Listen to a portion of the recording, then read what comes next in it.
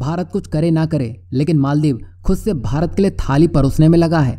आपने देखा ही होगा, जितना G20 ट्रेंड नहीं हुआ होगा उससे कहीं ज़्यादा आजकल मालदीव ट्रेंड हो रहा है, क्योंकि इसके नए नवेले नेता ने भारत से जो पंगे ले लिए हैं।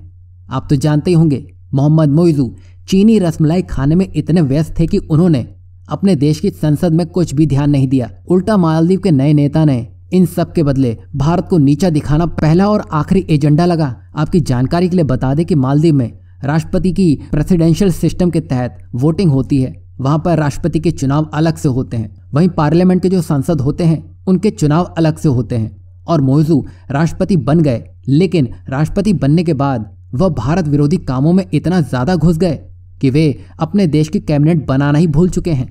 अब इसी को लेकर आनन फानन में उन्होंने मालदीव की संसद का आज विशेष सत्र बुलाया था, लेकिन जो कुछ हुआ वो कुछ ज्यादा ही खास हो गया। बता दें कि हाल ही में चुनाव जीतने वाले राष्ट्रपति मोहम्मद मोइज़ू के कैबिनेट को अनुमति देने के लिए यह सत्र बुलाया गया था, लेकिन इस दौरान सत्ताधारी और विपक्षी सांसदों के बीच जमकर मारपीट हुई है और ये अभी पूरे सोशल मीडिया में वायरल हो चुका है। मतलब मालदीव भारत को अपने से अलग करने की फिराक में था, लेकिन मालदीव के विपक्षी पार्टी ये सब देख रही थी। फिर क्या, सब्र का बांध टूटा और फिर मोइज़ू की पार्टी के नेता को ही धर दिया गया, क्योंकि मोहम्मद मोइज़ू ना ही कोई डेवलपमेंट का काम शुरू कर रहे थे और ना ही जो देश की सुविधाएं हैं उनको इम्प्रूव करने का काम कर रहे थे। उन्होंने सारा अपना फोकस भारत को घसीटने में ही लगा दिया। फिर क्या था, नतीजे पूरी दुनिया ने देख लिए हैं। आपको बता दें कि मालदीव में राष्ट्रपति भले ही मोहम्मद मोइज़ू हों, लेकिन जो मालदीव की संसद है वहां पर बहुमत विपक्षी पार्टी के पास है। और जब से मोहम्मद मोइज़ू चुन के आए थे तब से कैबिनेट का प्रस्ताव नहीं दिया गया।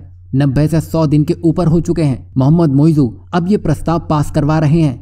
बस मौका और दस्तूर देख के विपक्षी पार्टी ने सारा हिसाब पूरा किया और ये बता दिया कि वो भी ताकत रखते हैं। यही वजह है कि अब जनता भी मोइज़ू के खिलाफ हो चुकी है। यही वजह थी कि संसद के बाहर बड़ा प्रदर्शन देखने को मिला, जहां मालदीव अब दो गुटों में बढ़ता हुआ दिखाई दे रहा है, जहां एक तरफ मोइज़ू की पार्टी है तो दूसरी तरफ भारत समर्थित पार्टी है। अब इससे चीन को बड़ा झटका लगने वाला है, क्योंकि अभी जंग शुरू भी नहीं हुई है और वो हारने के करीब पहुंच चुका है।